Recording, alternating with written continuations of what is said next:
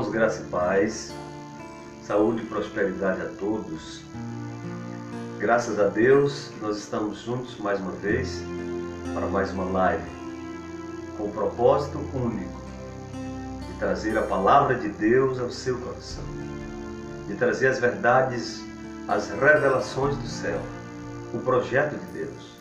Jamais podemos nos esquecer do propósito e da vontade soberana e absoluta de Deus para a nossa vida.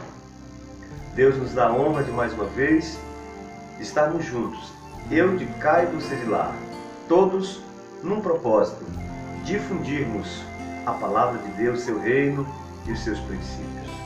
Portanto, vamos começar essa live fazendo uma oração ao Deus Todo-Poderoso, Criador dos céus e da terra, Deus único e fiel. Fale conosco de forma profunda aquilo que Tu realmente queres que falemos, Senhor. Deus, prepara cada pessoa que Tu queres que ouça esta palavra agora, ao vivo, agora, Senhor, simultânea. E as pessoas que ouvirão posteriormente também que serão alcançadas pela Tua mão e pelo Teu poder. Fale conosco em nome de Jesus. Amém. Graças a Deus. Livro do profeta Ezequiel, capítulo de número 7. Meus irmãos, essa palavra, ela é uma palavra muito forte, mas o arauto de Deus, o pregoeiro de Deus, o ministro de Deus, ele não fala o que ele quer. Eu estava com uma palavra programada para hoje, para falar sobre os princípios para uma semeadura de sucesso. Mas o eterno Deus traz uma mudança ao meu coração e eu sinto paz em ler este versículo e desta passagem bíblica nós extrairmos a palavra de Deus ao nosso coração. Ezequiel capítulo de número 7 fala sobre o fim. O tema é: o fim vem e está próximo. Diz-nos assim a palavra de Deus: depois veio a palavra do Senhor a mim dizendo: ó tu, filho do homem, assim diz o Senhor Deus acerca da terra de Israel. Vem o fim vem sobre os quatro cantos da terra. O fim vem sobre os quatro cantos da terra. Essa é a palavra de Deus através de um dos profetas chamados por nós de maiores, que na verdade são 4 profetas maiores: Isaías, Jeremias, Ezequiel e Daniel. Todos estes profetas tiveram da parte de Deus um privilégio de ser usado por Deus como interlocutor para trazer de Deus ao povo. A diferença de um profeta para um sacerdote é que o sacerdote ele levava do povo a Deus. O profeta ele traz de Deus para o povo. Então o profeta Ezequiel, a palavra Ezek, Eon, no hebraico é Deus. A terminologia Ezek é prefixal, é fortaleza, o fortalecer.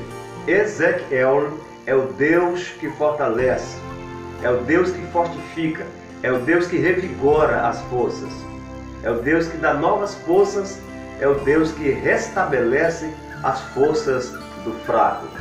Então esse profeta Ezequiel é um dos profetas neotestamentários que mais teve visão. Eu posso até me atrever a dizer que Ezequiel, no Antigo Testamento, foi o profeta que mais teve visões de Deus. Muitas visões Deus deu ao profeta Ezequiel. E no capítulo 7 do seu livro, Ezequiel, ele fala sobre o fim. Eu não quero entrar muito na questão da biografia do profeta e também do tempo, porque todos nós já conhecemos, vocês também já conhecem a história que Ezequiel, ele foi levantado por Deus num período crítico da história da nação judaica, da história do povo de Deus, no período em que o povo estava cativo, que no meu ponto de vista, esse cativeiro de Israel, que se pendurou ou se alongou por 70 anos, foi um dos períodos mais humilhantes que Deus permitiu Israel passar. Nem mesmo aquele cativeiro que Israel passou no Egito, que foram aí quase 4 vezes maiores do que esse, enquanto esse foi 70 anos, o outro foi 400. Mas eu acho esse pior na história da nação, porque o povo não foi levado cativo. O povo foi para o Egito numa situação de escape, porque José era estadista, era mandatário ou governador do país do Egito. Então foi uma situação, ao passo que aqui, nesse entrementes de Ezequiel, de Daniel e de Jeremias, o povo tinha sido levado cativo. Sua cidade, seu país tinha sido queimado, aniquilado, reduzido ao pó e à cinza. E esse povo foram levados cativos. Muitos desses cativos não tiveram a honra de voltar à sua pátria. Muitos do povo de Deus que já nasceram lá em Babilônia também não conheciam Israel. Então se dava aí uma discrepância. Judeus que não conheciam sua pátria porque havia nascido em terra estranha, e outros que vieram da sua pátria e que não tiveram o privilégio de voltar. Então Deus levanta o profeta com uma mensagem terrível, uma mensagem forte, uma mensagem divina. O profeta, ele não fala o que quer. Muitos pregadores têm mania de chamar outro de profeta. O profeta, irmãos, ele não é amado pelo povo. Pelo contrário, o profeta, ele é aborrecido. O verdadeiro profeta, ele é perseguido. O verdadeiro profeta, ele é rejeitado. Ele é rechaçado, porque as pessoas não gostam de um profeta verdadeiro. Como, por exemplo, Micaías e outros grandes profetas na história. O próprio Jeremias, se nós formos olhar a história do profeta Jeremias, turbulências e traumas que esse homem passou. O grande profeta Elias, por exemplo, teve um período tão traumático, melancólico na sua vida, que ele chegou a pedir para morrer. Como pode um homem que vence 400 profetas, 450 e mais 400, agora corre com medo de uma mulher, a ponto, corre tanto, o medo foi tanto, uma discrepância de alma tão traumática que ele pediu para morrer.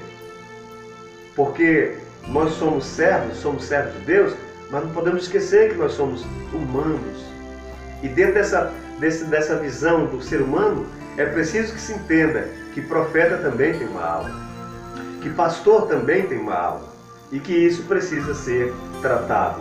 O grande estadista, o grande salmista, Davi, ele dá um grito tão alto que assusta o planeta Terra, que eu digo assusta em tese, mas que faz os ouvidos do planeta se voltarem para o seu grito. No Salmo 23, no verso 3, ele dá um grito e diz: refrigera a minha alma. Refrigerar é restaurar, é restabelecer, é recuperar de volta. Muito bem, queridos. Então o profeta Ezequiel, ele é levantado por Deus para falar para um povo que estava vivenciando um dos momentos mais humilhantes da sua história. Longe da sua pátria, longe da sua bandeira, longe da sua nação, longe dos seus patrícios. Cidade queimada, destruída, aniquilada, reduzida ao pó e à cinza. Então Deus levanta esse profeta e ele começa dizendo no capítulo 7: depois veio a palavra do Senhor a mim. Vejam que o profeta Ezequiel, ele usa uma expressão pessoal. Ele usa uma expressão pessoal. Veio a mim a palavra do Senhor dizendo: ó tu, filho do homem, ó tu, filho do homem, glória ao nome do Senhor para sempre. Ó tu, filho do homem, te levanta e fala ao povo, ou fala à nação de Israel. E diga à nação de Israel que o fim vem. E este fim virá sobre os 4 cantos da terra. Então, nesta live de hoje, eu quero falar sobre o fim, as profecias e o fim do mundo.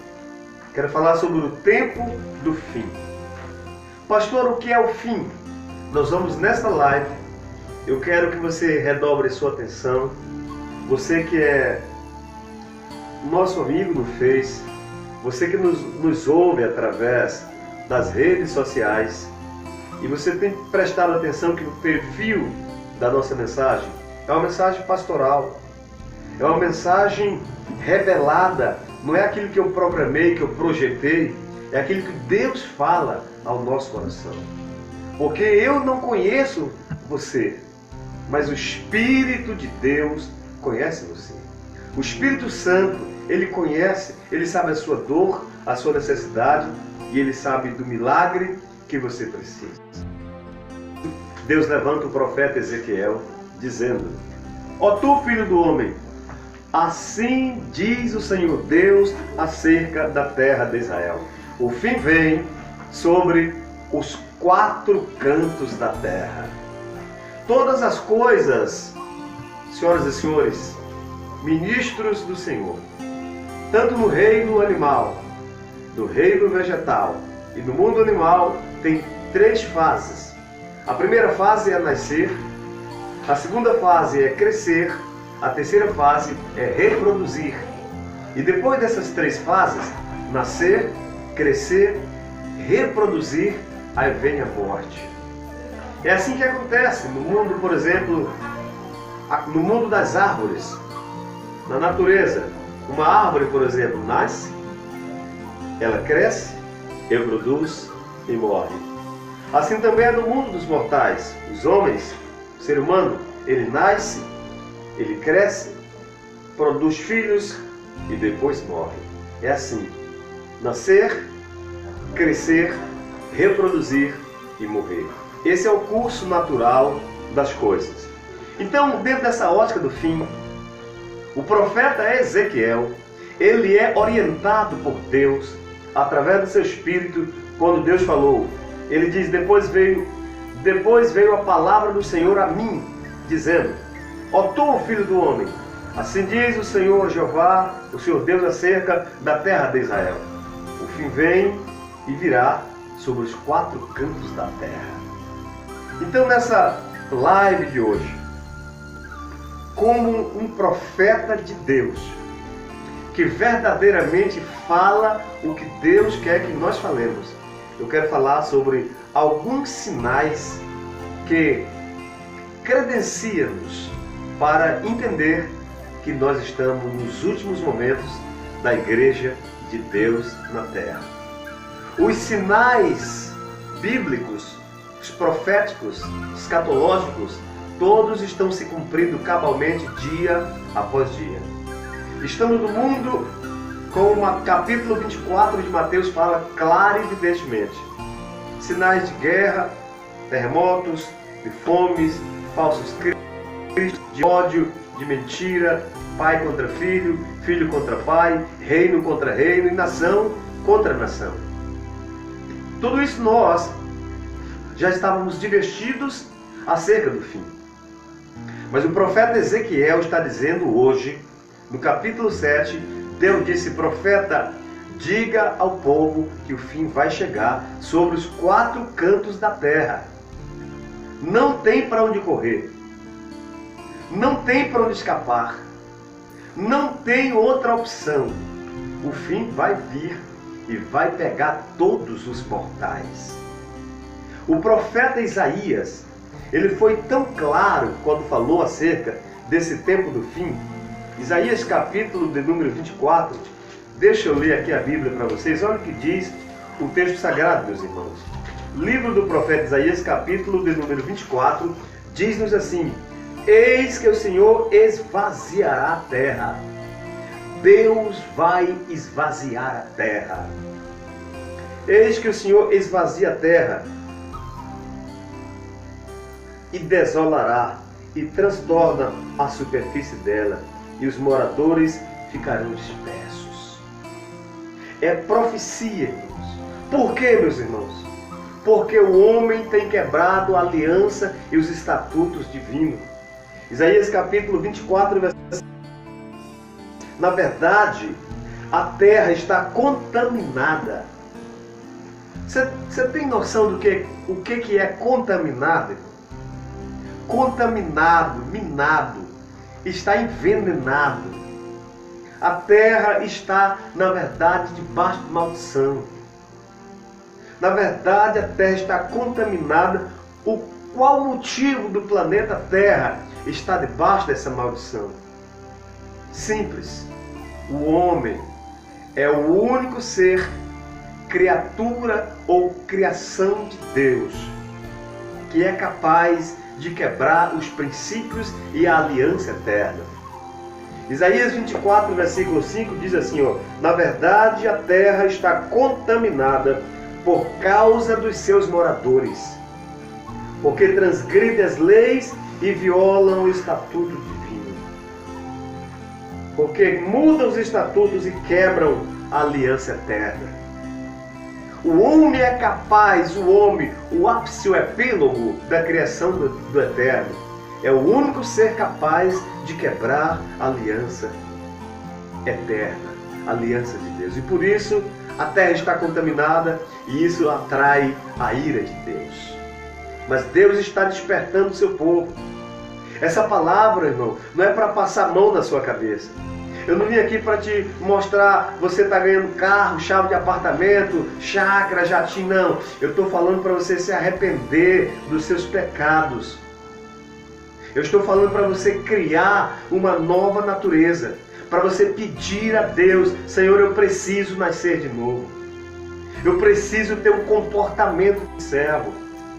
Não adianta termos o nome de crente, de pastor, de obreiro, de missionário, de pregador, de evangelista, quando nós nos comportamos o contrário.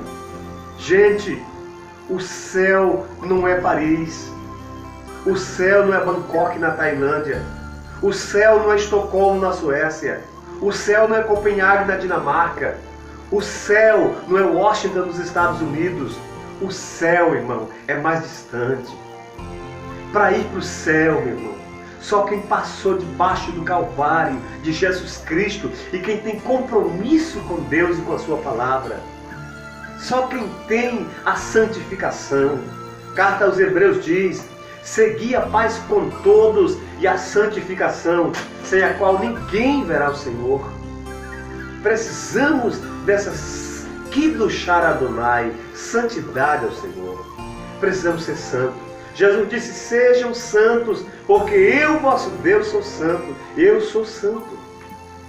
Levíticos capítulo 11, versículo 45 diz, sede santo, porque eu, vosso Deus, eu sou santo. Meu irmão, não adianta ter título de pregador, de pastor, de missionário, de evangelista, de presbítero, de diácono, conferencista, de teólogo, de grande pregador. Não adianta nada disso. O que Deus quer de nós é uma vida santificada, pautada nos princípios éticos e morais dos cabedais da sua palavra. O que Deus quer de nós é uma vida santificada, uma vida de renúncia. A fama não nos leva para o céu, o nome não nos leva para o céu, meu irmão. E Deus está falando hoje, o fim vem e está próximo. Pastor William Santos, você poderia nos mostrar na Bíblia algum dos sinais que nos credenciam para crer de fato e de verdade que nós estamos no fim? Vem comigo, te mostrar um primeiro sinal. Evangelho de Cristo segundo Mateus, capítulo 24, verso de número 12. Evangelho de Jesus conforme Mateus, capítulo 24, e versículo 12 diz assim, e por se multiplicar, preste atenção na linguagem bíblica, naquilo que está escrito na palavra, no vernáculo sagrado. E por se multiplicar a iniquidade, o amor de quase todos se esfriará. E por se multiplicar a iniquidade, o amor de muitos se esfriará. Eu gostaria de chamar sua atenção para essa palavra esfriar. O que é esfriar, irmão? Só se esfria aquilo que era ou que estava quente. Só se esfria aquilo que estava numa temperatura alta, elevada de calor, para baixo. e por se multiplicar a iniquidade. Eu sou de uma geração, irmãos, que culto, por exemplo, de ensino, as portas do templo eram fechadas. As pessoas não crentes, eles não participavam.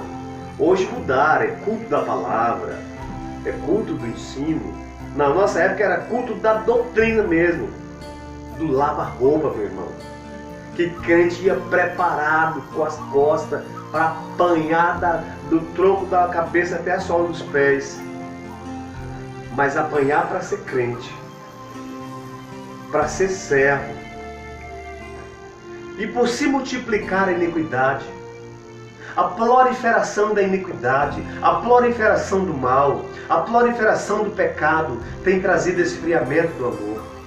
A pessoa vai esfriando, vai achando as coisas comuns. Dizer um palavrão antigamente, misericórdia. Sangue de Jesus tem poder. Hoje a pessoa já acha normal, amanhã fala uma, aí hoje fala de novo, depois repete, com pouca vira banal. As coisas vão caminhando para um desfecho que foge totalmente dos princípios. Primeira carta do apóstolo Paulo aos Coríntios, capítulo 15, versículo 33, eu quero até ler esse texto sagrado. Primeira carta do apóstolo Paulo aos Coríntios, capítulo 15, versículo 33. Olha o que diz a Bíblia.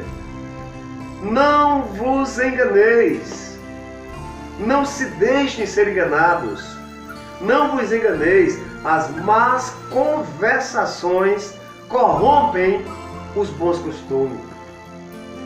A Bíblia pergunta, que comunhão tem a luz com as trevas? Aí você começa a andar com um descrente. Ah, mas é meu amigo, pastor, eu vou ganhar para Jesus. Mas ele tem o hábito de falar um palavrão. Ele tem o hábito de beber uma cervejinha. Não, pastor, mas é ele que está bebendo. Eu estou do lado, mas não estou bebendo não. Me diz com quem andas, que eu direi com quem tu és, diz o adágio. Foge dessas coisas, meu irmão. O fato de nós ganharmos alma para Cristo não quer dizer que nós temos que fazer o que eles fazem. Foge disso. As más conversações corrompem os bons costumes. Bons costumes têm que ser mantidos. Bons costumes têm que ser mantidos. Fuja, meu irmão, da aparência do mal. É bíblico. Salomão perguntou, quem colocaria fogo no seu tórax, no seu peito, sem se queimar? Foge de tudo aquilo que aparenta mal. Foge, meu irmão. Não deixe a sua fé se esfriar. Não permita que a sua confiança se acabe. Não permite que a sua santidade vá entrando em declive espiritual. Vá de ladeira abaixo. Pelo contrário, vamos realçar nossa fé. Vamos realçar o nosso compromisso com Deus. Vamos reatar nossa aliança. Vamos recuperar nosso nível espiritual. Vamos reatar nosso compromisso de oração. Nosso compromisso da leitura. Nosso compromisso de santidade. Nosso compromisso de vencer o mundo, vencer o diabo, vencer o pecado e vencermos a nós mesmos. Meu irmão, dá uma olhada aí no tempo, na sua vida. Vamos voltar um pouco na história. Será se os nossos irmãos do passado todos estavam errados? Quando a igreja mais cresceu? Foi, pastor Adailson. Quando a igreja mais cresceu, a igreja perseguida. Hoje, em tese, eu não estou falando da igreja invisível, aquela que vai ser arrebatada, mas em tese, eclésia, no grego, é tirado para fora. A igreja não pode se associar com o mundo. A igreja não pode assentar na mesa com Jezabel. Nós não podemos estar na mesa de Jezabel e na mesa de Deus. Nós temos que ser diferente, porque o fim vem sobre os quatro cantos da terra. E um dos sinais do fim é exatamente esse esfriamento do amor. Você já não é mais aquele crente. As coisas que antigamente eram errado, agora para você já é comum, já é certo. Não tem nada não, pastor. O que é que tem? Ah, só isso? Não significa nada. Sabe o que vai deixar muita gente fora do céu? Olha para mim. Redobra a atenção. As raposinhas. Porque os leões são mais fáceis de enxergar. Os predadores grandes são fáceis de ser vistos, de serem notados. Mas raposinhas, aquelas coisinhas pititinhas, como diz goiano, aqui em Goiânia. Aquelas coisinhas pititinhas, pequenininhas, que não significa nada, não tem nada a ver. Isso é normal. Me lembrei até da frase do hino. Eita coisinha que faz crente se dar mal. Vença isso, meu irmão. Vamos voltar à nossa origem espiritual. Nós éramos chamados nas décadas de 60 e 70 e até nos meados de 80 era de protestantes, não era nem de crente. Hoje é gospel, sabe? Eu nem sei. Tem gente que diz, gospel, o que é isso, irmão? Para de querer enfeitar as coisas. Nós somos protestantes. O que é protestantes? Que protesta contra o mal, que se levanta contra o pecado, que se levanta contra todo culto que é contra Deus e contra a sua palavra, contra os princípios de Deus. Naquele grande dia, muitos líderes vão ser chamados, porque passaram a mão na cabeça das ovelhas, não ensinaram os princípios verídicos de Deus como é, e naquele dia será chamado a prestação de conta. Só tem duas coisas na Bíblia, eu já li essa Bíblia inteira, irmãos. 31.173 versículos tem esse livro. Só tem duas coisas na Bíblia que Deus procura. Se é que Ele precisa procurar alguma coisa. Em tese, duas coisas Deus procura. Primeiro, Salmo 101, versículo 6. Os meus olhos procuram os fiéis da terra. E os que andam em caminho reto, este me servirá. É este que me serve. Para adorar a Deus, para ser amigo de Deus, para andar com Deus, tem que andar no caminho reto, no caminho da justiça, no caminho da sinceridade, da fidelidade, da honestidade. Não permita que tudo que é fora disso te atraia, meu irmão. Não permitamos, a palavra certa é, não vamos permitir que tudo isso atraia a nossa visão, nosso projeto e a nossa sinceridade com Deus. Gostaria de ler nesse momento, novamente, primeira carta aos Coríntios 15, 33. As más conversações corrompem os bons costumes. Com quem você está conversando? Seu pai, minha filha, olha para mim, dobre sua atenção. Deus põe você aí agora. Seu pai pode ver seu celular? Seu pai pode acessar tudo que você viu nos últimos 10 dias para cá? Aleluia!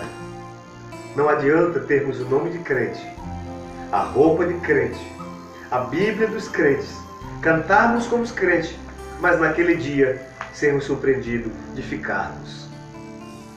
Por isso, dê atenção a este velho pregador. Vamos ser santos. O fim vem e está próximo. Vai pegar todo mundo de surpresa. Jesus disse, se o pai de família soubesse a hora que o ladrão viria, ele se prepararia para não ser arrombado sua casa. Assim será a vida do Filho do Homem, quando ninguém esperar. O crente não tem que se preparar não, meu irmão. O crente tem que estar pronto. Quem é que agrada a Deus, pastor? Os que andam em caminho reto. Não permita que os maus costumes, as más conversações, as amizades tirem você do foco da palavra. Eu vou ler um salmo para você. Salmo de número 15. Olha o que diz a palavra de Deus. Salmo de número 15. Quem subirá ao monte do Senhor? Quem estará no seu lugar santo? Senhor, quem habitará no teu tabernáculo? Resposta. Primeiro, aquele que é limpo de mão e puro de coração. Nessa versão diz, aquele que anda em sinceridade e pratica a justiça e fala com sinceridade segundo o seu coração.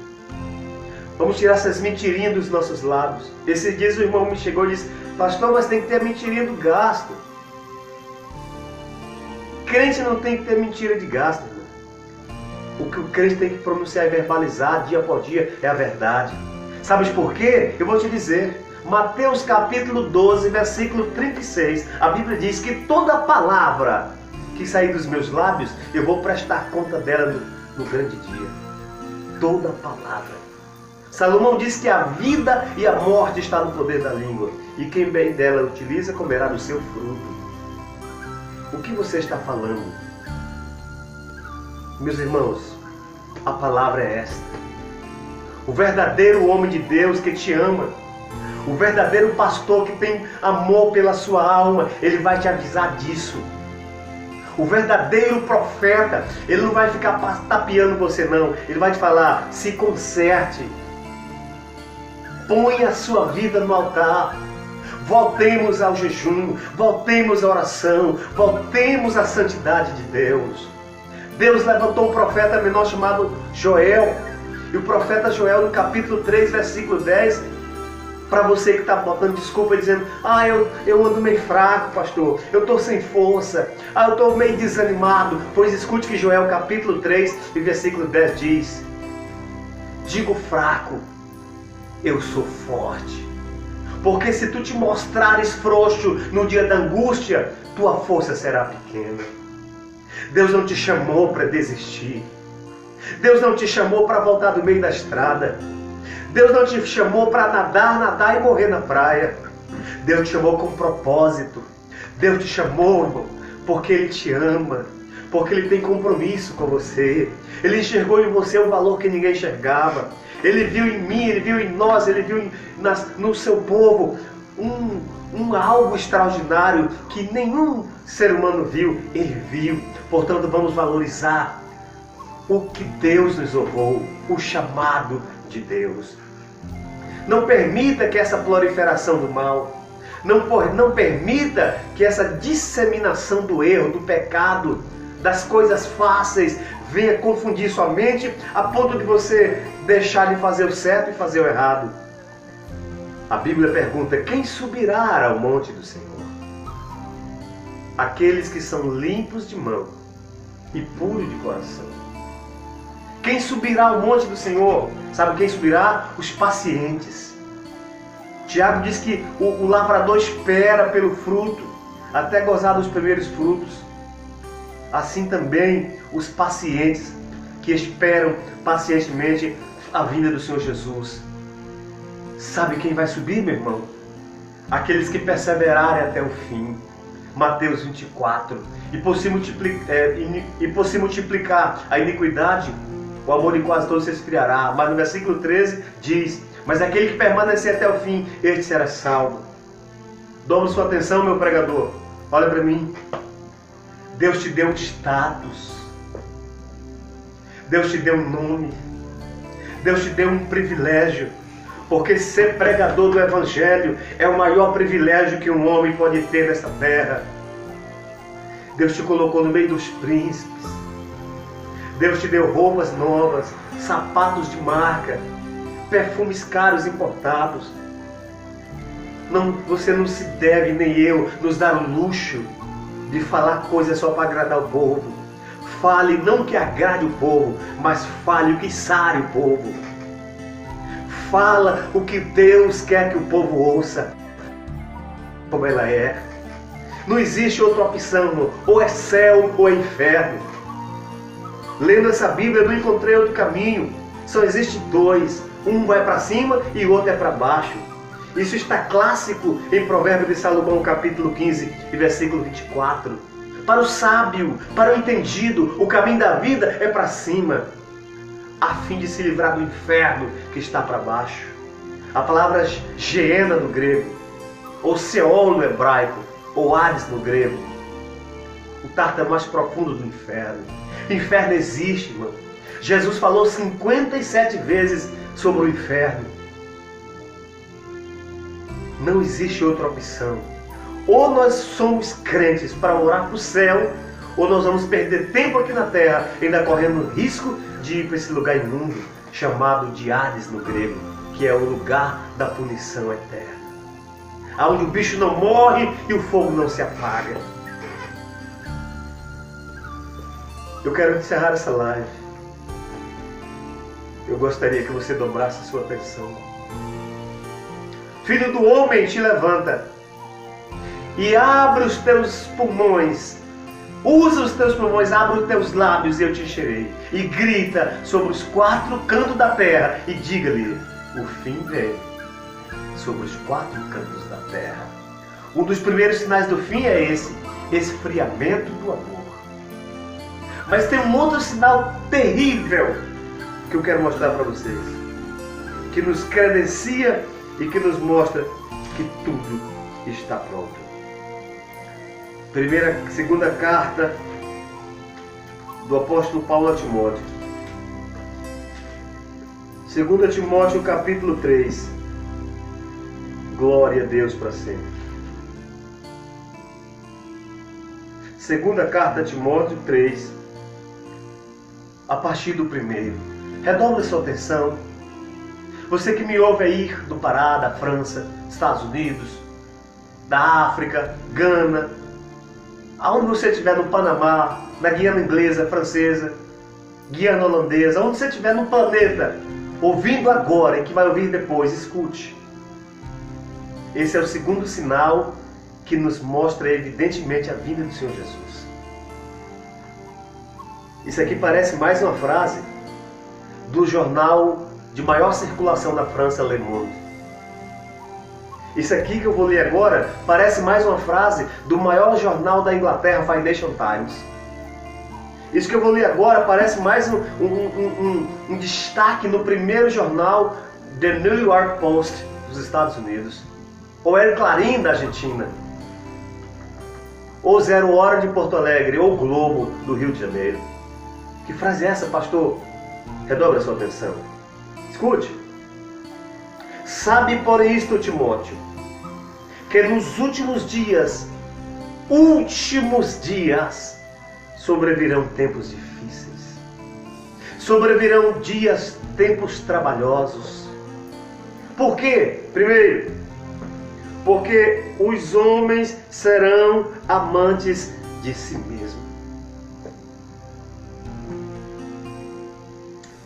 Estamos num tempo que todos querem para si, mas ninguém se preocupa em estender a mão para o seu próximo. Existe uma palavra no grego chamada egor, que traduzido para a nossa gramática é o pronome pessoal, primeira pessoa do singular, que significa eu. Egor no grego é eu. E ismo é tudo aquilo que é voltado para si próprio. Egoísmo, egocentrismo é tudo aquilo que eu penso só para mim, quando eu deveria pensar pelo meu próximo, quando eu deveria estender a mão para o próximo, quando eu deveria fazer algo por alguém. Porque a Bíblia diz em Provérbio de Salomão que quando eu empresto, quando eu ajudo um pobre, quando eu socorro um pobre, eu empresto a Deus. A Bíblia diz a Bíblia nos fala em Eclesiastes capítulo 11, versículos 1 e 2: lança o teu pão sobre as águas, porque depois de muitos dias o acharás. Reparte com 7 e ainda até com 8, porque tu não sabes que mal virá sobre a terra do amanhã. Isaías 58, do 4 ao 11, nos mostra o verdadeiro paradigma de um homem e de uma mulher que quer agradar o coração de Deus. Deus perguntou através do profeta Isaías: você chama de jejum isso que você faz é ficar num dia com fome? Isso aí não é jejum não, meu irmão. O verdadeiro jejum que eu quero é que tu soltes a ligadura da impiedade, é que tu repartas o teu pão com o faminto, é que tu cubras alguém que está com frio, com fome e abrigue na sua casa os pobres e desabrigados. Esse é o verdadeiro jejum que eu quero, que você seja solidário, que você seja amigo e que você seja companheiro. Companheiro não te abandona na estrada. O verdadeiro amigo não te deixa sozinho. O verdadeiro amigo, ele não te abandona quando as coisas não são favoráveis.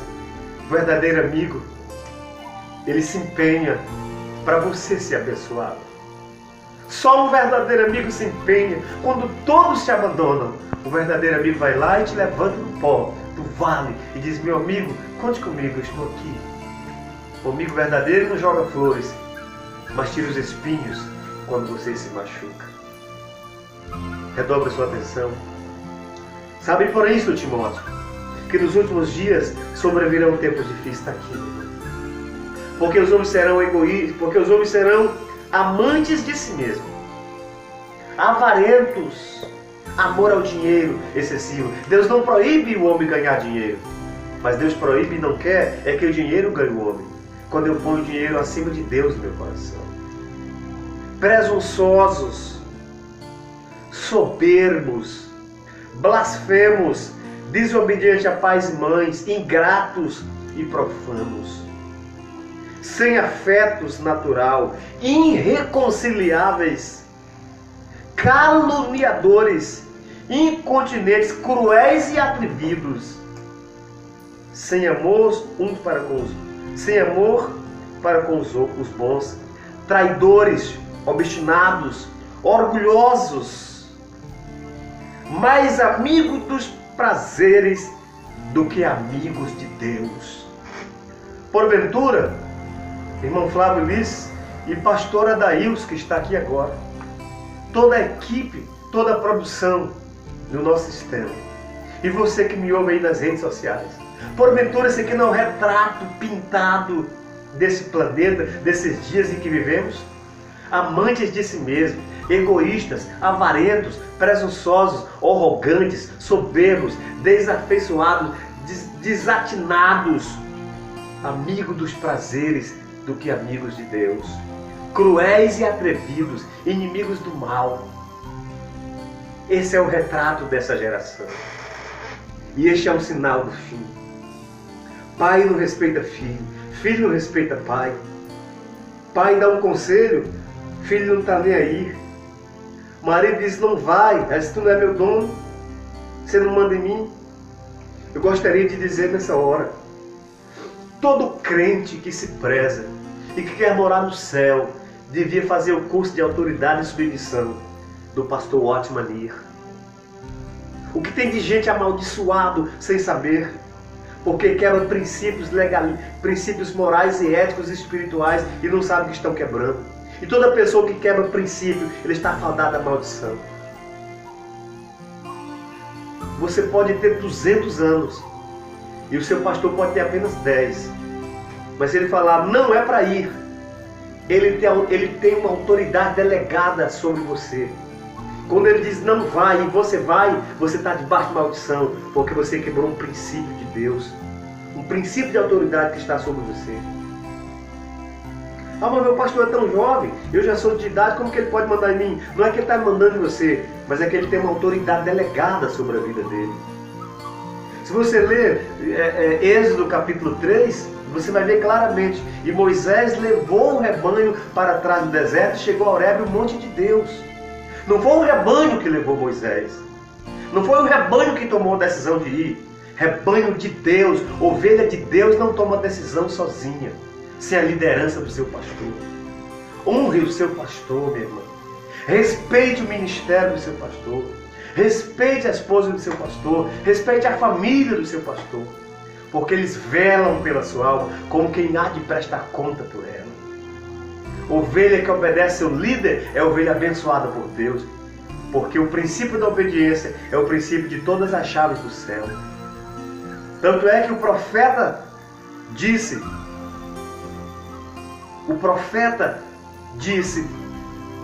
para aquele grande estadista, para aquele grande rei, a saber, Saul. O profeta Samuel disse, Saul, Deus não falou para você não trazer nada, Saul? Deus não te falou para mim que ir lá matar toda essa geração, todo esse povo? Por que você trouxe esses bois? Com o subterfúgio, não vem sacrificar o Senhor. O profeta perguntou, não te é melhor obedecer do que sacrificar, Saul? Por isso, a partir de agora receberás uma punição do Eterno. Todo crente que quebra o princípio.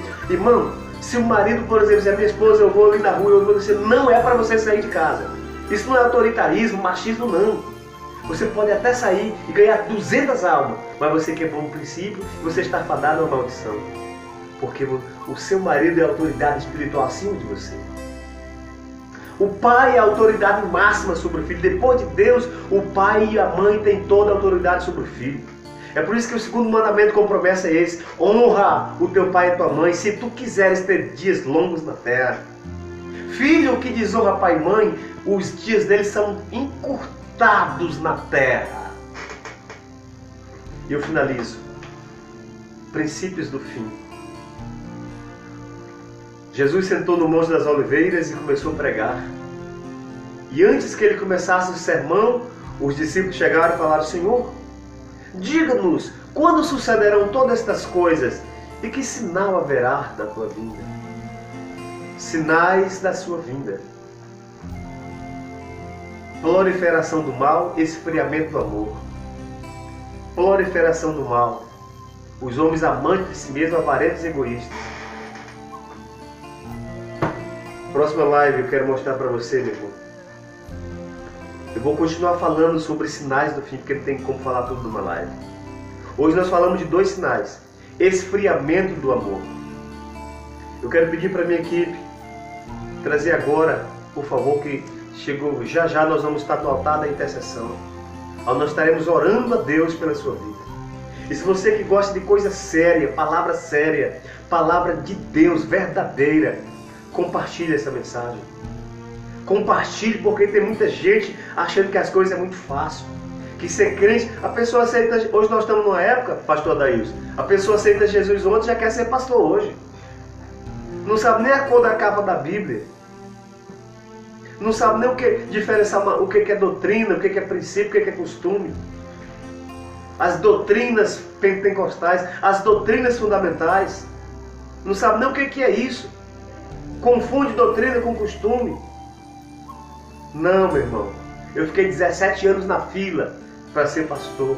Eu tenho responsabilidade para te dizer nessa hora: vamos ser mais crente.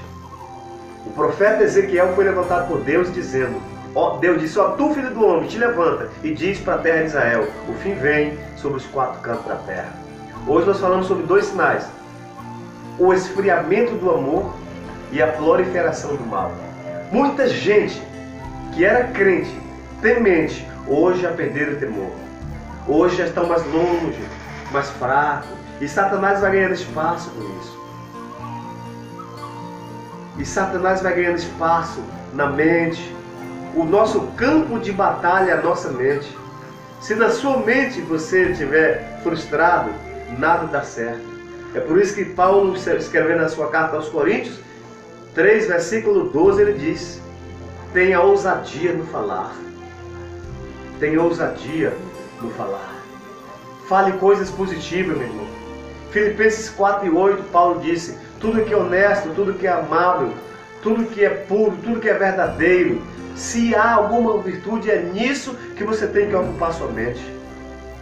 Romanos capítulo 12 diz: rogo-vos, pois, irmãos, pela compaixão de Deus, que você preste o seu culto racional ao Deus Todo-Poderoso, apresentando nossos corpos como sacrifício vivo ao nosso Deus. Romanos capítulo 12, verso 1. Louvado seja o nome do Senhor para sempre. Olha aqui, eu vou ler esse versículo. Rogo-vos, pois, irmãos, pela compaixão de Deus, que apresentei os vossos corpos em sacrifício vivo e santo e agradável a Deus, que é o vosso culto racional. Você que diz aí que Deus só quer o coração, não, meu irmão. Primeira carta de Paulo aos Tessalonicenses, capítulo 5, versículo 23. E o mesmo Deus de paz vos santifica em tudo, espírito, alma e corpo. Deus não quer só o corpo, Deus não quer só a alma, Deus não quer só o espírito. Deus quer você por completo, por dentro e por fora. Espírito, alma e corpo. Deixa eu me aproximar um pouco aqui de você. Redobra a sua atenção. Esse livro, ele não é meu. Esse livro, ele é de Deus. Da Baia-Ver, é a palavra do Eterno, o Todo-Poderoso. Nós temos que nos encaixar dentro dos princípios de Deus.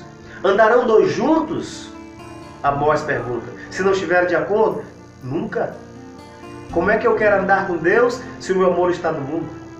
Como que eu quero andar debaixo da bênção de Deus quando o meu coração está me tirando lá para fora? Não. Glória a Deus. Olhe para mim. Meus amigos do Face, Você que é meu amigo no Face. Pastor William Santos é crentão? Não, jamais. Eu sou o mais fraco da terra. Mas uma responsabilidade divina para no meu coração. Vamos ser crentes, meu irmão. Vamos orar a Deus. Vamos ser mais crente. Vamos ser mais fiel. Agora todo mundo põe culpa em pandemia, Adailson. Viu, uma semana? Pandemia, vamos procurar a pandemia. Mas para você ir para a padaria não tem pandemia, para você ir no mercado não tem pandemia, para você ir para o shopping não tem pandemia, para você sair do trânsito não tem pandemia, só para o culto que tem pandemia, só para as coisas de Deus. Para, irmão. Para. Olha o que diz a Bíblia no livro dos Salmos. Salmo de número 9. E o versículo de número 9 também. Salmo 9, verso 9. Escute. O Senhor será também um alto refúgio para o oprimido e um alto refúgio em tempos de crise, em tempo de angústia. Estamos vivendo um tempo de angústia? Sim, pastor, pandemia. Pois é, a pandemia não é maior do que Deus. Pandemia não é maior do que o Todo-Poderoso. Salmo de número 127, versículos 1 e 2. Se o Senhor não edificar a casa, em vão trabalha os que a edificam. Se o Senhor não guardar a cidade, em vão vigia a sentinela. É Deus quem nos guarda, meu irmão. Salmo 101, versículo de número 5. Salmo 121, verso 5. O Senhor é quem te guarda. É Ele. Ele é a tua sombra, a tua direita. O sol não vai te molestar de dia e nem a lua de noite. Ele guardará a tua alma, a tua entrada e a tua saída desde agora e para sempre. Confie, meu irmão. Põe sua confiança no Senhor. Porque de 6 angústias te livrará o Senhor, e na 7ª o mal não vai te tocar. Jó capítulo 5, versículo 19. Salmo de número 32, versículo 10, a Bíblia diz que as doenças são para o ímpio, mas aqueles que esperam e confiam no Senhor, a misericórdia de Deus os cercará. Eu profetizo, praga nenhuma vai chegar na sua tenda. Praga nenhuma vai chegar na sua tenda. Olha para mim, redobra a atenção. Praga nenhuma vai chegar na sua tenda. Sabe por quê? O Deus Todo-Poderoso é o nosso alto refúgio. A Bíblia diz no Salmo 91, pondo ele no alto refúgio, porque conhece o meu nome.